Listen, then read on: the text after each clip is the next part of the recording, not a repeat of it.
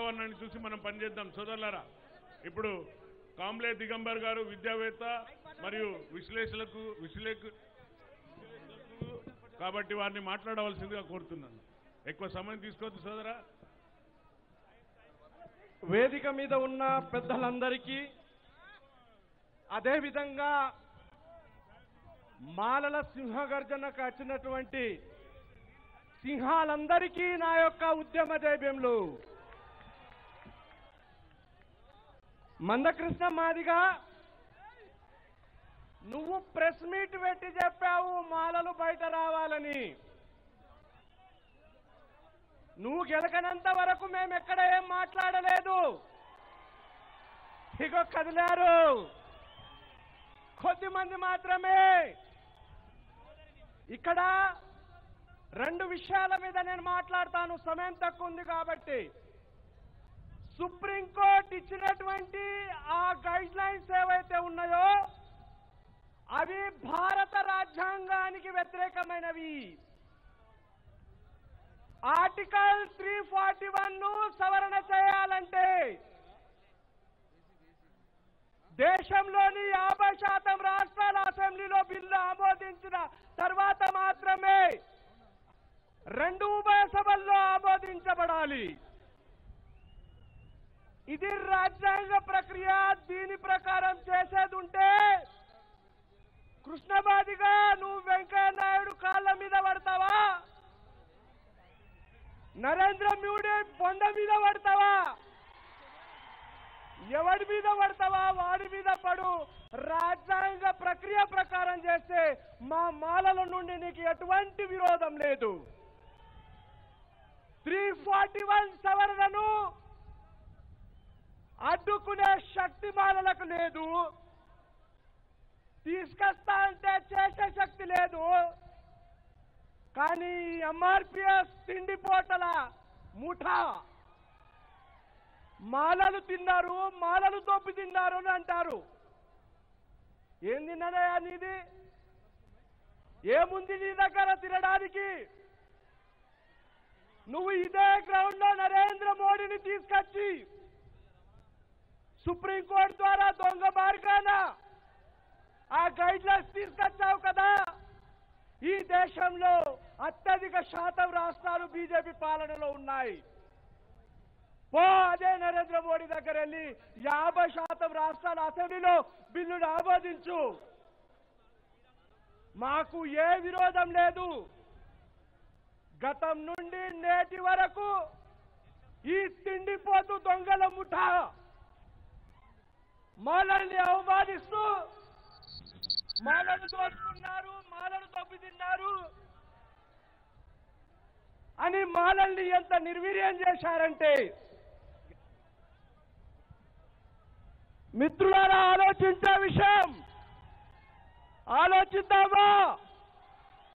ఒక చదువు లేనోడు, 4వ తరగతి కూడా చదువు లేనోడు మమ్మల్ని బోనులో నిలబెట్టే ప్రయత్నం చేస్తే ఈ 30 సంవత్సరాలు సహించాం. ఇప్పుడు సహిద్దామా? ఏం చేద్దాం? బొంద పెడదాం. వాడి అబ్బది తినట్లేదు, వాడి అయ్యది తినట్లేదు.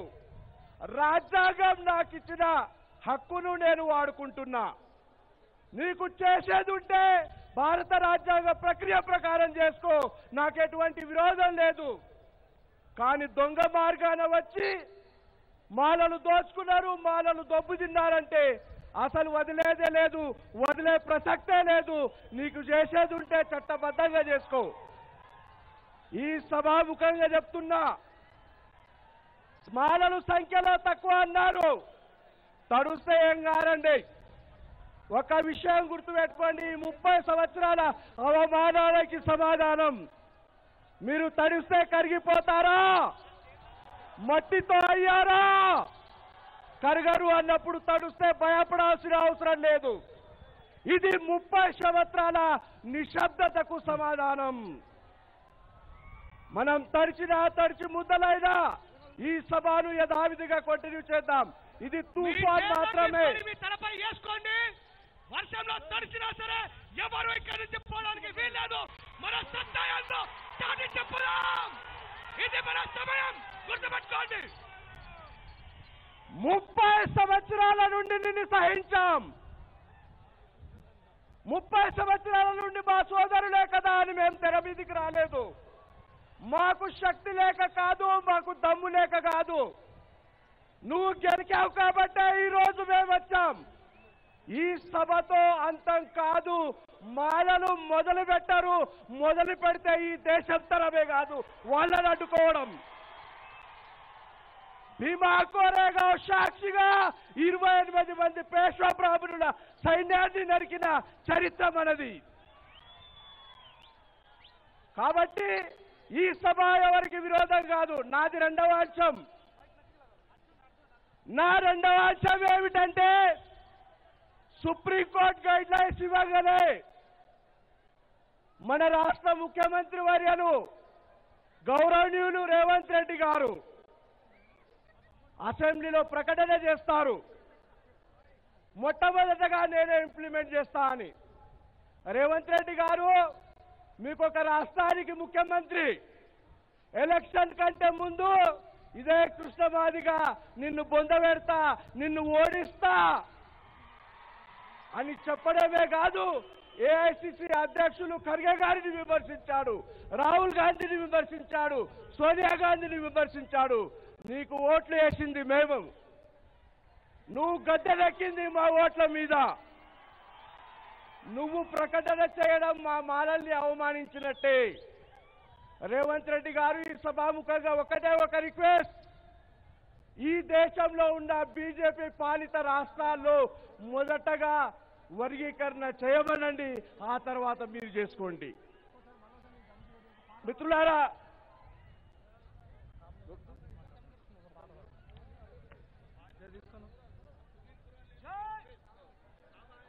హలో, జై మాలా. కాబట్టి ఒకటే విషయం గుర్తుపెట్టుకోండి, మన మౌనాన్ని విడుద్దాం. మన మౌనాన్ని విడుద్దామా? మన నాయకులు మన కొరకు వచ్చారు. కాకా గుడిసెల వెంకట స్వామి వారసులు వివేక్ వెంకట స్వామి గారు మనకు నాయకత్వం వహిస్తున్నారు. గౌరవనీయులు నాగరాజు సార్ ఆధ్వర్యంలో, గౌరవనీయులు వినోద్ సార్ ఆధ్వర్యంలో వాడన్నాడు, మాలలు నోరు విప్పాలి. నోరు విప్పినాం, బయటకు వచ్చినాం.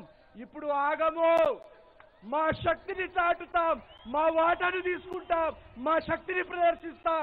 రాష్ట్రంలో మాలల తడాకను చూద్దాం. ఇప్పుడు ఆగేది లేదు. ఈ పోరాటం ఇది మొదలు మాత్రమే. దీని తర్వాత ఇంకా పోరాటాలుంటాయి. కాబట్టి మిత్రులారా, ఈ తుఫాను వర్షమే, మీరు ఎక్కడ భయపడాల్సిన అవసరం లేదు. ఇది ఎక్కువగా ఉండదు, అత్యంత స్వల్ప కాలంలో ఆగిపోతుంది. దయచేసి ఎవరు కూడా ఇక్కడ నుండి కదలొద్దు. ఈ సభను విజయవంతం చేయాలని మరొకసారి వేదిక మీద ఉన్న పెద్దలందరికీ, ఇక్కడ వచ్చేసినటువంటి సమతా సైనికులకు, నా మాల రక్త బాంధవులందరికీ ఉద్యమ జైభీములు తెలుపుతూ సెలవు తీసుకుంటాను. జై భీమ్, జై భీమ్. ఇట్లా మాట్లాడితే కాదు. మనం నీరెడ్డి కాలం, నీరుకు భయపడతాం, వర్షానికి నీరెడ్డి కాలం. జై భీమ్. వర్షానికి భయపడద్దు సోదరులారా. నినాదం ఇస్తే హార్ట్ అటాక్ వచ్చి చచ్చిపోవాల మంద ఏలియా. జై భీమ్, జై భీమ్, జై మాలా, జై మాలా, జై మాలా, జై మాలా, జై మాలా, జై మాలా. Thank you very much. జై భీమ్. అందరూ ఒకసారి దయచేసి, ఎందుకంటే మీడియా టైం అయిపోతుంది కాబట్టి ఒకసారి వేదిక మీద చేతులెత్తి మీ ఐక్యత తెలపాలని కోరుకుంటున్నాను.